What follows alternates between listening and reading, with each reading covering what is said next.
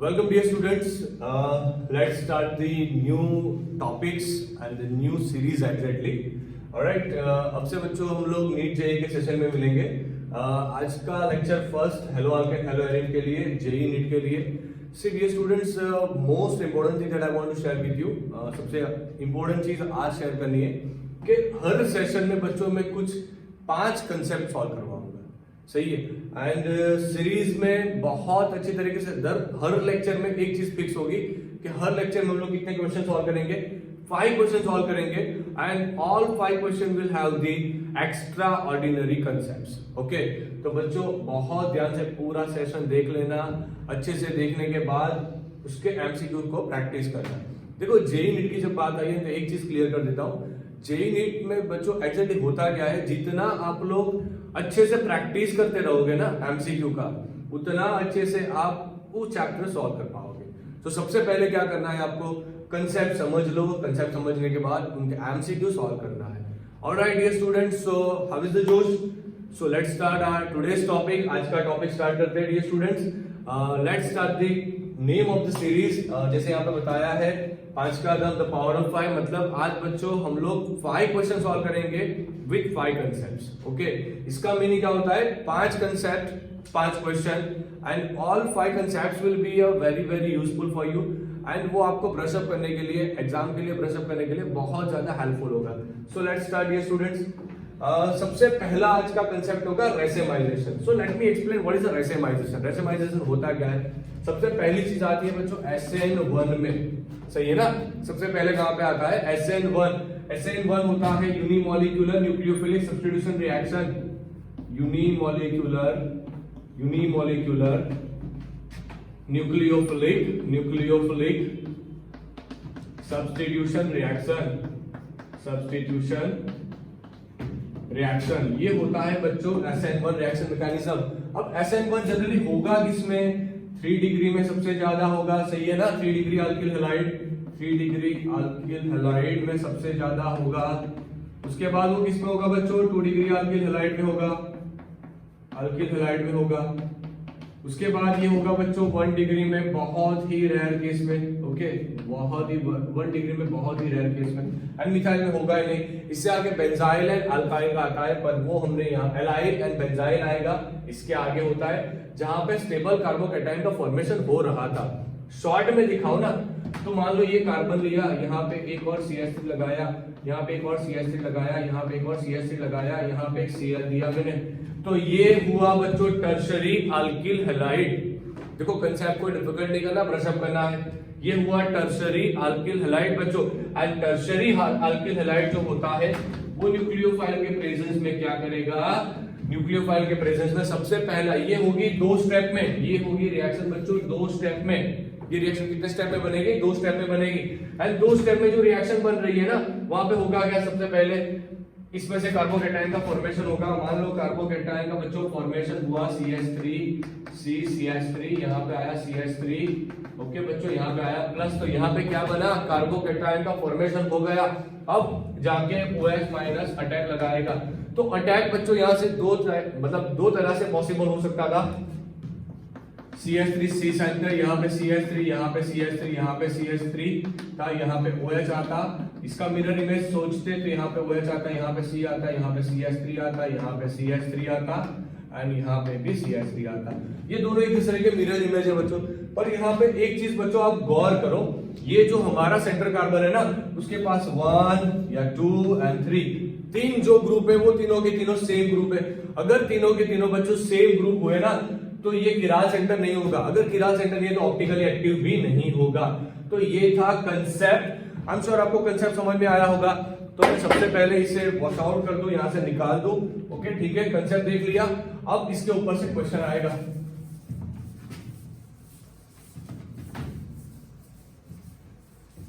थोड़ा और क्लीन करना पड़ेगा. चलो ठीक है, कोई बात नहीं.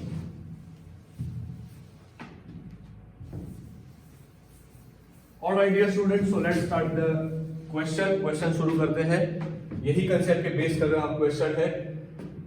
सी the question is given, which of the following compound will undergo racemization when the solution of KOH hydrolysis. मतलब यहाँ पे आपको चार कंपाउंड्स दिए, देखो। एंड आपको पूछा गया, देखो बहुत ही बढ़िया वाला क्वेश्चन, बहुत ही बढ़िया वाला क्वेश्चन बच्चों। क्या दिया गया? Which of the following compound will undergoes racemization by the solution of KOH hydrolysis. मतलब जब KOH का सॉल्यूशन डाला जाएगा तो कौन रेसेमाइजेशन दिखाएगा?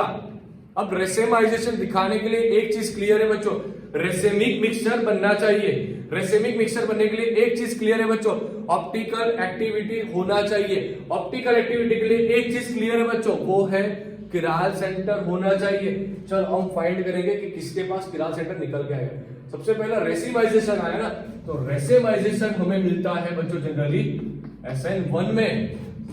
रेसेमाइजेशन कहां पे मिलता है? SN1 में। तो एक चीज यहां से क्लियर है, ये SN1 नहीं दिखाएगा, तो मैंने इस ऑप्शन को निकाल दिया, ये SN1 नहीं दिखाएगा। तो जो 2 आ रहा हो वैसे ऑप्शन को निकाल दो। तो ये गया, ये गया। अब कितना बचा? 2 बचा। यहां पे ये कार्बन, एक CH3, एक C2H5, एक Cl, एक H। मतलब ये चीज जो है, इसके पास ये कार्बन ऑप्टिकली एक्टिव कार्बन है बच्चों। मतलब ये आपको ऑप्टिकल एक्टिविटी दिखा सकेगा। एंड ये जो कार्बन है बच्चों, यही कार्बन रेसेमिक मिक्सचर भी बनाएगा। तो जहां पे 4 वाला निकल के आ रहा हो, वो दोनों ऑप्शन शायद हो सकते हैं, शायद। अब देखो, एक बार 4 के साथ फर्स्ट दिया है, मतलब ये वाला, पर यहां पे देख चेक करो, ये कार्बन के पास दोनों हाइड्रोजन है। ये कार्बन के पास बच्चों दोनों हाइड्रोजन है, दोनों हाइड्रोजन। मतलब ये कार्बन ऑप्टिकली एक्टिव बच्चों नहीं है। अगर ऑप्टिकली एक्टिव नहीं है तो 1 वाला भी ऑप्शन नहीं आएगा। तो कौन सा टर्मिनेट हुआ? ये वाला ऑप्शन भी टर्मिनेट हो गया। तो आपको लगेगा आंसर ये आएगा। नहीं बच्चों, चेक करना है आपको। यहाँ पे कई बार गलती होती है। देखो क्वेश्चन पूछा गया था 2014 में, इसका आंसर क्या आया है वो देखो। सबसे पहले मैंने वही उठा के दिखाया है आपको क्वेश्चन, जो बहुत ही बढ़िया है। ओके, अब आपको लगेगा कि नहीं सर अब तो ठीक है, चलो एक ही बचा, 3 तो टर्मिनेट कर दिया, तो यही तो आंसर है। सर नहीं है, ये भी आंसर नहीं है। क्यों आंसर नहीं है बच्चों? ध्यान से देखना, इस कार्बन के पास 2 CH3 हुआ, मतलब कि ये दोनों तो सेम ग्रुप हुआ। अगर सेम ग्रुप हुआ तो ऑप्टिकल एक्टिविटी इस कार्बन की पॉसिबल नहीं होगी।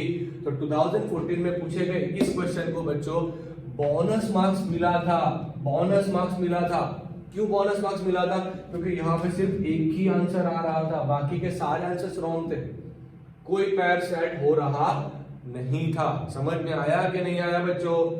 समझ में आया। सबसे पहले क्वेश्चन लिखो एंड उसका जस्टिफिकेशन भी लिखो। चलो तब तक के लिए मैं बाकी का सब बचा है ना वो थोड़ा साफ कर देता हूं। चलो ठीक, स्क्रीनशॉट निकाला इसका, निकाला स्क्रीनशॉट बच्चों। चलो ठीक है, नेक्स्ट क्वेश्चन पे, नेक्स्ट कंसेप्ट पे चलते हैं। पहला कंसेप्ट कंप्लीट हुआ। जैसे मैंने बताया था 5 कंसेप्ट, एक आउट हुआ, 4 कंसेप्ट बाकी। SN1 आयोनिक मैकेनिज्म अभी तो डिस्कस करवाया ना। SN1 आयोनिक मैकेनिज्म में होता क्या है?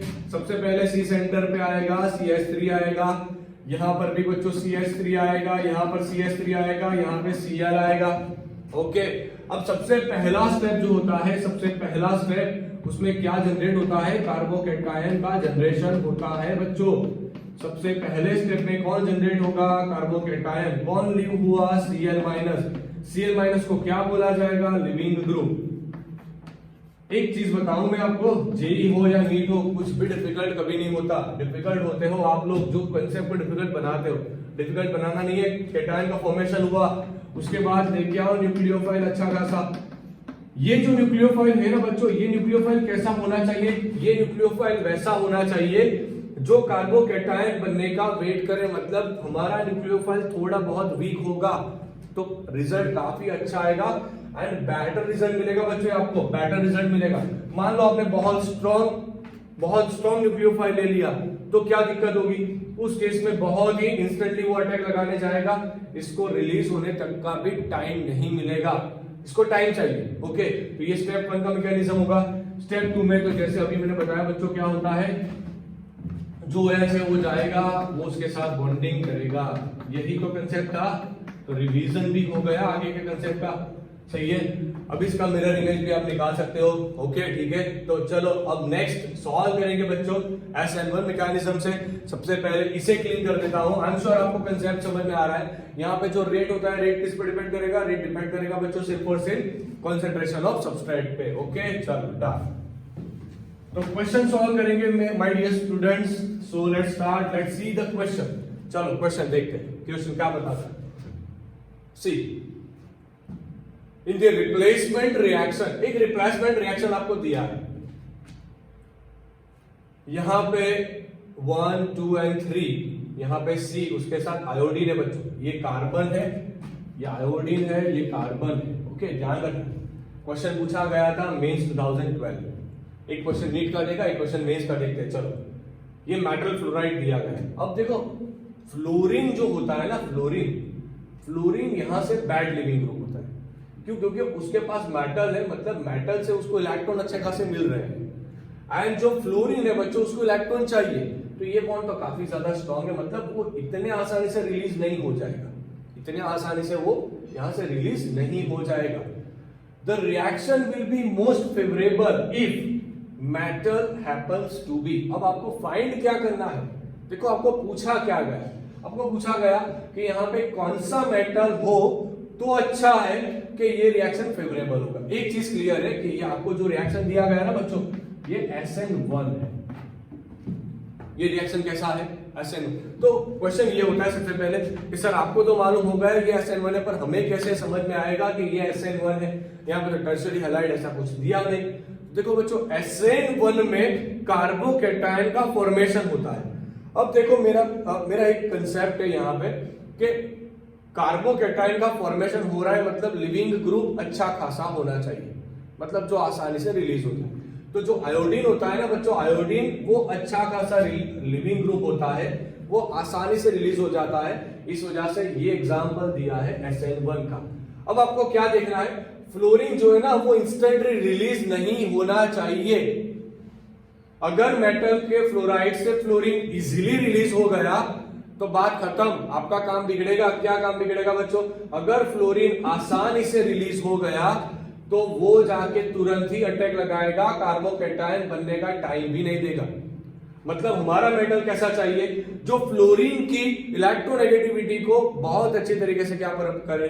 सेटिस्फाइड करे। ओके तो यहां पे ध्यान से देखना, सबसे ज्यादा इलेक्ट्रोपॉजिटिव मेटल यहां पर रुबिडियम है अकॉर्डिंग टू पीरियोडिक टेबल।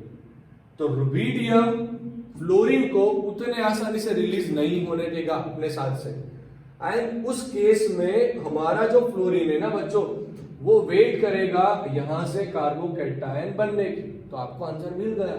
देखो जेई में पूछा गया था क्वेश्चन, मान लो आपने सोडियम फ्लोराइड बनाया या फिर पोटेशियम फ्लोराइड बनाया या लिथियम फ्लोराइड बनाया, LiF बनाया, ये तीनों के जो कॉम्प्लेक्स, ये तीनों के जो भी कंपाउंड्स बनेंगे ना बच्चों, ये तीनों के कंपाउंड्स में फ्लोरीन उतना ज्यादा स्टेबल नहीं रहता। क्यों स्टेबल नहीं रहता? या तीनों के तीनों मेटल है बच्चों, पर सबसे ज्यादा इसके साथ उसको मजा आएगा ना, क्योंकि इसके पास बहुत ज्यादा इलेक्ट्रॉन्स है। इसके पास कम है, इसके पास भी कम है। मतलब इस केस में RBF के केस में बॉन्ड ज्यादा आयोनिक होता है, एंड जो ज्यादा आयोनिक बॉन्ड होता है उसे ब्रेक करने के लिए बच्चों हमें एनर्जी भी कैसा चाहिए? हायर एनर्जी चाहिए। समझ में आ रहा है ना? चलो बहुत ही अच्छे बच्चों, बहुत ही अच्छे। सबसे पहले स्क्रीनशॉट निकालो, इसका आंसर आएगा ये वाला C। इसका स्क्रीनशॉट निकालो, क्वेश्चन लिखो, क्वेश्चन लिखो। तब तक के लिए मैं ये साफ करता हूं। चलो ठीक है, आंसर आएगा रुबिडियम वाला। चलो नेक्स्ट वाला क्वेश्चन, नेक्स्ट वाला क्वेश्चन बच्चों, मैकेनिज्म कौन सा आ रहा है? E1 रिएक्शन मैकेनिज्म आ रहा है। ओके दो कंसेप्ट देखा, कितना बाकी रहा? 3। 5 का पावर देखना था ना, 2 तो कंप्लीट हुआ, 3 बाकी है। अब आ रहा है E1 reaction mechanism. E1 is similar to SN1। E1 is almost similar to बच्चों SN1, वो सिमिलर होता है, पर E1 में हम लोग न्यूक्लियोफाइल को कंसीडर नहीं करेंगे, बेस को कंसीडर करेंगे। ओके SN1 में हम न्यूक्लियोफाइल को कंसीडर करते हैं, E1 में हम किसे कंसीडर करेंगे? E1 में हम कंसीडर करेंगे बच्चों बेस को। अब देखो बेस को कैसे कंसीडर किया करना है आपको। मान लो मैंने लिया यहाँ पे वही अपना पुराना वाला एग्जाम्पल। ओके यही मैंने यहाँ पे लिया माय डियर स्टूडेंट्स, बहुत पुराना वाला एग्जाम्पल। ओके, अब इसके साथ अगर OH माइनस रखा ना, अगर इसके साथ OH माइनस रखा तो ये न्यूक्लियोफाइल की तरह काम करता है। ये किसकी तरह काम करता है बच्चों? न्यूक्लियोफाइल की तरह काम करता है, एंड ये आपको SN1 का प्रोडक्ट देगा। पर अगर जैसे आपके एनसीईआरटी में लिखा है कि अगर अल्कोहलिक KOH लिया जाए, अल्कोहलिक KOH लिया जाए। अब अल्कोहलिक KOH क्या होता है? मैं यहाँ पे एक अल्कोहल ले रहा हूं बच्चों, CH3OH, जिसे हम बोलेंगे बच्चों मिथेनॉल। मिथेनॉल ले रहा हूं मैं, एक मिथेनॉल। अब मिथेनॉल का रिएक्शन मैंने करवाया KOH के साथ, तो आपको क्या दिया? CH3COO minus K plus. Okay, मतलब के यहाँ पे नाम क्या बनेगा? Potassium methoxide. पोटेशियम मेथॉक्साइड आपको देगा, क्या देगा? Potassium methoxide. अब ये जो पोटेशियम मेथॉक्साइड होता है ना, ये काम करता है बेस की तरह, ये काम करता है स्ट्रॉन्ग बेस की तरह। एंड अगर वो बेस की तरह काम करेगा तो वो क्या करेगा? वो निकालेगा एसिडिक हाइड्रोजन। वो किसे निकालेगा? एसिडिक हाइड्रोजन को निकालेगा। तो एसिडिक हाइड्रोजन क्या चीज होती है तो वो समझना। इससे सबसे पहले कार्बोकेटायन बना के देखिए। ये बनाया CH3, ये बना कार्बोकेटायन। कार्बोकेटायन मतलब ये वाला कार्बन तो इलेक्ट्रॉन डेफिशिएंट है, इलेक्ट्रॉन डेफिशिएंट कार्बन। अब इलेक्ट्रॉन डेफिशिएंट कार्बन है, उसे क्या चाहिए? इलेक्ट्रॉन चाहिए। अब ध्यान से देखो, यहां से अगर हाइड्रोजन रिलीज हो गया, यहाँ पे मैंने लिखा CH2, मान लीजिए एक हाइड्रोजन ऐसे बताया, अगर ये हाइड्रोजन एज H+ के फॉर्मेट में रिलीज हुआ तो ये दोनों इलेक्ट्रॉन इसके पास चले जाएंगे। तो इसका जो पॉजिटिव चार्ज है वो सेटिस्फाइड करने के लिए वो क्या करेगा? डबल बॉन्ड का फॉर्मेशन करेगा। मतलब जब भी इवन होता है ना, जब भी इवन होता है तब जनरली प्रोडक्ट क्या आता है? अल्कीन आता है। जनरली प्रोडक्ट क्या आता है? अल्कीन आता है। मतलब आपको जब भी बच्चों पोटेशियम मिथॉक्साइड इस तरह के बेस देखने को मिले ना, तब आप एक चीज क्लियर मान लेना कि आपको क्या दिया गया है? इवन रिएक्शन मैकेनिज्म समझाया गया है। स्क्रीनशॉट निकालो, कॉपी में लिखो। ओके, इसको कॉपी में लिखने के बाद हम लोग बच्चों नया क्वेश्चन सॉल्व करेंगे। ले लिया स्क्रीनशॉट? चलो इसे साफ कर देता हूं, बहुत ही गंदा वाला कपड़ा है मेरे पास। चलो ठीक है, कोई बात नहीं।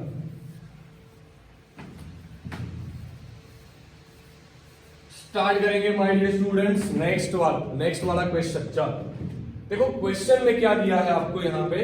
देखो क्वेश्चन में क्या दिया है, तो क्वेश्चन में माय डियर स्टूडेंट्स आपको दिया है यहाँ पे reaction of टर्ड butyl bromide with sodium methoxide. अब एक चीज क्लियर है, देखो अभी तो सारा रामायण पढ़ के आए ना। रामायण में क्या पढ़ा अभी कि सोडियम मेथॉक्साइड जब भी दिया हो तो एक चीज तो क्लियर है कि ये क्या देगा? ईवन का प्रोडक्ट क्या होता है? ईवन का प्रोडक्ट होता है जनरली, बताइए क्या होता है प्रोडक्ट? वेरी गुड, उनका प्रोडक्ट होता है अल्कीन। तो चलो सोडियम टी ब्यूटोक्साइड, ये तो थोड़ी बनेगा, ये थोड़ी अल्कीन होता है। टी ब्यूटाइल मिथाइल ईथर, ये भी नहीं बनेगा, ये तो ईथर है। आइसोब्यूटेन ANE अल्केन थोड़ी बनाना है मुझे, क्या बनेगा? आइसोब्यूटाइलिन। क्या बनेगा बच्चों? आइसोब्यूटाइलिन। देखो क्वेश्चंस कैसे सॉल्व हो रहे हैं। 1994 में क्वेश्चन दिया गया था, कितना इजी वाला क्वेश्चन है। अगर आप चाहो तो टी ब्यूटाइल ब्रोमाइड का क्या करोगे आप लोग? टर्ड ब्यूटाइल ब्रोमाइड का स्ट्रक्चर बनाओगे। मेरे प्यारे दोस्तों स्ट्रक्चर बनाओ, स्ट्रक्चर बनाओ, बाद में देखो क्या हो रहा है। चलो डन। ये हुआ टी ब्यूटाइल ब्रोमाइड का स्ट्रक्चर। रिएक्शन लगाओ सोडियम मेथॉक्साइड के साथ। ये रहा sodium methoxide CH3O minus Na+। ये हुआ बच्चों हमारा सोडियम मेथॉक्साइड। ये काम करेगा किसके तरह? बेस की तरह काम करेगा। किसे उठाना है? हाँ देखो यहां तो बहुत बढ़िया बात। सबसे पहले क्या होगा? इवन मैकेनिज्म है, सबसे पहले केटायन का फॉर्मेशन कराएगा वो। चलो केटायन मैंने बना दिया। इतना टाइम नहीं रहता बच्चों जेई में कि आप सारे जिस मैकेनिज्म के बेसिस से सॉल्व करने चाहो। तो जेई का क्वेश्चन हो, नीट का क्वेश्चन हो, तो एक चीज क्लियर है ना कि कंसेप्ट देखने पड़ेंगे। जितना फास्ट कंसेप्ट समझ में आया उतना फास्ट आप उसे टर्मिनेट करके सॉल्व करते जाओ। ये बनाया मैंने केटायन, तो केटायन बनने के बाद Br- रिलीज हुआ, वो Br- इसके साथ जाएगा एंड बनाएगा सोडियम ब्रोमाइड, NaBr का पीपीटीज देना शुरू कर देगा। ऑलराइट, अब क्या होगा? अब इसके साथ जाएगा हमारा CH3O-। अब ये जो CH3O- इसको यहां नहीं लगाना है, वो क्या करेगा, यहाँ से एक हाइड्रोजन उठा लेगा। अगर यहाँ से एक हाइड्रोजन उठा लिया तब बनेगा बच्चों आइसोब्यूटाइलिन। ओके, तो ये होता है स्ट्रक्चर। आई एम श्योर आपको पूरा कंसेप्ट समझ में आ गया। Alright, so take a screenshot. तब तक मैं इसको साफ कर देता हूँ। इसको स्क्रीनशॉट निकालो बच्चों। चलो, ले लिया स्क्रीनशॉट। चलो ठीक है, क्वेश्चन लिखना यार, क्वेश्चन लिखना बच्चों, क्वेश्चन लिखना। जितना काम करोगे उतना रिजल्ट अच्छा आएगा। ऑलराइट, चलो नेक्स्ट कंसेप्ट पे चलते हैं। Next concept, so finally 2 concept बचा, बताया था 5 का पावर देखना था ना, चौथा पावर आया ग्रिग्नार्ड रिएजेंट। अब देखो ग्रिग्नार्ड कौन थे, so my dear Victor Grignard जो थे ना बच्चों, वो अच्छे खासे केमिस्ट थे। ऑलराइट, बेसिकली वो मैथमेटिक्स के डिपार्टमेंट के थे, पढ़ना था फिजिकल केमिस्ट्री, चले आए ऑर्गेनिक केमिस्ट्री, वो तो आपने सुना ही होगा। ठीक है, कोई बात नहीं, वो स्टोरी नहीं करनी यहाँ पे। अब ग्रिग्नार्ड ने क्या बनाया, ग्रिग्नार्ड को नोबेल प्राइज दिया गया था ग्रिग्नार्ड रिएक्शन के प्रिपरेशन के लिए। अब ग्रिग्नार्ड रिएक्शन के हम क्या कर सकते, अगर ग्रिग्नार्ड रिएक्शन आपको आती है ना तो बहुत सारे ऑर्गेनिक कंपाउंड्स को अच्छे तरीके से प्रिपेयर कर पाओगे। जैसे कि मैंने RX लिया, RX का रिएक्शन Mg से करवाया इन द प्रेजेंस ऑफ बच्चों, यहाँ पे मैंने ड्राई ईथर लिया, तब जाके मुझे क्या मिला, RMgX मिला। इसे हम क्या बोलते हैं, अल्किल मैग्नीशियम हैलाइड। ये एक तरह का बच्चों ऑर्गेनोमेटालिक कंपाउंड होता है, sigma bonded organometallic compound, sigma bonded organometallic compound. ये होता है बच्चों सिग्मा बॉन्डेड ऑर्गेनोमेटालिक कंपाउंड। यहाँ पे जो रिएक्ट करता है वो होता है बच्चों ड्राई ईथर, मैग्नीशियम के साथ रिएक्शन लगाता है। ये चीज आप ध्यान रखना। इस तरह से हम क्या बनाते हैं, इसे ही बोलते हैं बच्चों ग्रिग्नार्ड रिएजेंट। इससे तो वेराइटीज ऑफ रिएक्शन बनाई जाती है। वो जैसे जैसे जेई नीट पढ़ेंगे ना आगे, हम देखेंगे कि कैसे कैसे डिफरेंट रिएक्शन उसमें की करनी है आपको। देखो एक और चीज यहाँ पे क्लियर करना है, कई सारे बच्चे ऐसा सोचते हैं कि जेई नीट का जो सिलेबस होता है वो डिफरेंट होता है, क्वेश्चंस डिफरेंट होते हैं। कभी कुछ डिफरेंट नहीं होता, सारे का सारा कंसेप्ट एनसीईआरटी के बेस पे होता है। पर वो कॉम्पिटिटिव एग्जाम है यार, जो पूरे इंडिया के बच्चे दे रहे हैं, तो अगर आपको उन लोगों के साथ कंपटीशन लगानी है ना तो उनकी तरह सोचना पड़ेगा। प्रैक्टिस जितना ज्यादा करोगे एमसीक्यू का, उतना ज्यादा आप अच्छे से एमसीक्यू सॉल्व कर पाओगे। कभी कोई जेई नीट ऐसा नहीं होता बच्चों पेपर के जहां पे कुछ ऐसा ही पूछा गया जो कभी एनसीईआरटी में नहीं था। So don't worry. ओके, तो चलो स्टार्ट करेंगे बच्चों। इसका स्क्रीनशॉट निकालो। स्क्रीनशॉट ले लिया, चलो ठीक है, स्क्रीनशॉट ले लिया बच्चों, ठीक है। अब नेक्स्ट क्वेश्चन आ रहा है, देखो बहुत ही इजी वाला क्वेश्चन नीट में पूछा गया था। क्वेश्चन देखते हैं। इसका आंसर तो आप लोग दोगे, मैं नहीं दूंगा। लिखना कमेंट बॉक्स में, इसका आंसर लिखना। क्वेश्चन पढ़ते हैं। Grignard reagents prepared by the reaction between, magnesium को अल्केन के साथ करना था रिएक्शन, नहीं। मैग्नीशियम को एरोमेटिक हाइड्रोकार्बन के साथ करना था, नहीं। जिंक एंड अल्किल हैलाइड का करना था, नहीं। मैग्नीशियम एंड अल्किल हैलाइड का रिएक्शन करना था, तो आंसर है यस। लिखा आप लोगों ने, बहुत अच्छे बच्चों, बहुत अच्छे। Alright, so take a screenshot. इसका स्क्रीनशॉट निकालो जल्दी से। ले लिया स्क्रीनशॉट। अब बच्चों लास्ट कंसेप्ट आ रहा है, तो लास्ट कंसेप्ट देखेंगे कन्फॉर्मर्स आइसोमेरिज्म के ऊपर। अब देखो अल्केन जो होता है ना, अल्केन कन्फॉर्मर शो करता है। अल्केन क्या शो करता है बच्चों, कन्फॉर्मर शो करता है। ये चीज आप ध्यान रखना। अब कन्फॉर्मर्स क्या चीज है, मान लीजिए कन्फॉर्मर्स में बेसिकली आप पढ़े हो Eclipse and staggered. Eclipse and staggered दो चीज आप पढ़े हो बच्चों। ओके, जब डिटेल्स में आएंगे ना तो उसके बारे में डिटेल्स में स्टडी करवाऊंगा। अभी यहाँ पे इतना याद रखिए कि अल्केन 2 तरह का कन्फॉर्मर शो करता है जनरली।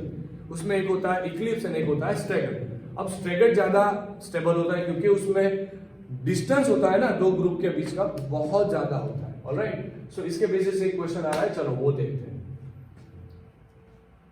क्वेश्चन यहाँ पे गिवन आपको कुछ दिया है, यहाँ पे CH3, यहाँ पे ब्रोमीन, यहाँ पे H, यहाँ पे H, यहाँ पे ब्रोमीन, यहाँ पे CH3। एक चीज क्लियर है, देखो इन दोनों के बीच में डिस्टेंस ज्यादा है एंड ये दोनों अल्केन है, तो एक चीज क्लियर है, आइडेंटिकल है। अ पेयर ऑफ कन्फॉर्मर्स, बात खत्म। नीट में पूछा गया था क्वेश्चन, देखो अल्केन जो होता है वो कन्फॉर्मर शो करता है। ओके, एंड कन्फॉर्मर्स होता क्या है, बेसिकली 2 तरह का होता है, इक्लिप्स एंड स्टैगर्ड। बाकी के 2 तरह का होता है पर वो यहाँ पे नहीं देखना, जहाँ पे हम गॉश देखते हैं, पर वो अभी यहाँ पे सिलेबस में नहीं आएगा। अगर चाहिए एडवांस तक जा रहे हो तब ठीक है, वहां पे आप गॉश पढ़ोगे। गॉश यहाँ पे नहीं आता, यहाँ पे सिर्फ दो चीज याद रखना है, इक्लिप्स एंड स्टैगर्ड। स्टैगर्ड में ये हो गया बच्चों स्टैगर्ड, देखो दोनों के बीच में डिस्टेंस कैसा है, बहुत ज्यादा। ये हो गया बच्चों इक्लिप्स, दोनों के बीच में डिस्टेंस कैसा है, कम। इतना इजीली समझ में आ रहा है, तो डिफिकल्ट क्यों बनाना है भैया, क्यों बनाना है डिफिकल्ट? समझ में आया, स्क्रीनशॉट निकालो, लिखो। आई एम श्योर आज का सेशन आपको समझ में आया होगा। ऑलराइट, 5 कंसेप्ट देखे, देखो बहुत ज्यादा नहीं करना, 5 कंसेप्ट 5 क्वेश्चन, 5 कंसेप्ट 5 क्वेश्चन, बस यही हमारा थीम रहेगा। ऑलराइट, आई एम श्योर आपको पूरा कंसेप्ट समझ में आया। अगर समझ में आया ना तो प्लीज प्लीज प्लीज लाइक लगाना। ऑलराइट, नहीं समझ में आया तो भी लाइक लगाना। Alright, so thank you dear student for watching this video. Don't forget to comment this video and share this video. Alright, bye bye.